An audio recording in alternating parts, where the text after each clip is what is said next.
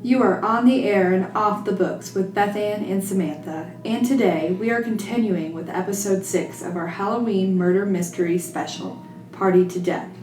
If you're tuning in today with us for the first time, we suggest that you backtrack to the first episode in this mini-series so that you can be introduced to the beginning plot and storyline. Remember, if you start here, there will be spoilers. Without further interruption, let us continue. As we glance back at last week's roller coaster ride of emotion, we are left with the twinge of a guilty conscience, or no conscience at all. Will this next interview shed light on Caitlin's devious ways, or will Twyla reveal herself the ultimate killer? Welcome back to Partied to Death, Episode 6. Twyla, just the girl I wanted to talk to. Hopefully, you can wrap this case up in a pretty little bow for me. But first things first, what were you doing the moment that Kirby died? I can't believe he's gone. Twyla, I know you're upset, but we need to confirm your innocence in this case, unless you have something to hide. No, I'm tired of hiding things. The only reason I went to this stupid party is because I thought Kirby was going to tell everyone about us. We even had on matching costumes, and he still couldn't manage to tell anyone. Caitlin found out just by looking at us, but what did he expect? She's crazy. What do you mean by crazy? How can you trust and be with someone for 3 years who did something so horrible to their own cousin? Cousin? What are you referring to? Vicky and Caitlin, of course. They're cousins. That horrible girl pulled a prank on Vicky. Actually, I don't even know how I can call it a prank. What she did was horrible. She basically maimed her. Can you tell me exactly what happened? Caitlin buddied up to Vicky for about 2 weeks, just so she could invite her to a slumber party and pull off this god-awful feat. I thought it was so weird that they were talking. They've never gotten along. I should have known Caitlin was planning something awful.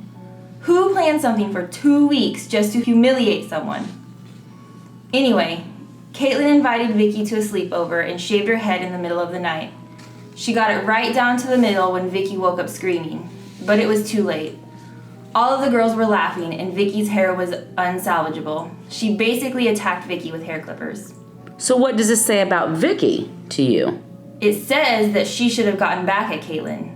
When I went to talk to Vicky at the party, she laughed and joked about how she was going to put liquid laxative in Caitlin's drink. Not enough to hurt her, but just enough to make her stay in the bathroom the entire night. Or crap her pants in public. Whatever came first. Is there anything else you want to tell me? She should have gotten Clancy in on it. He's pretty loyal to Vicky. I thought it was so sweet when he held her stuff for her while she was getting sick in the bathroom.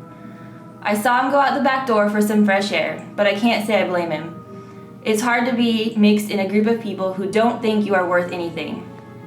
You still haven't told me what you were doing when Kirby died.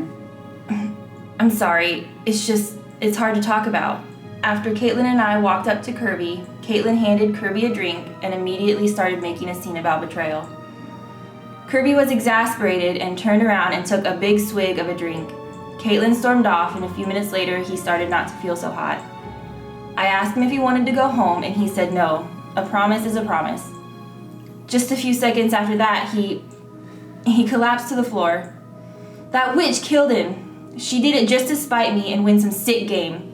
She'd probably been planning it just as she planned everything out for Vicky. She's a psychopath. Well, thank you for your time. I think you need to take a break now. We have arrived at the end of this dazzling performance.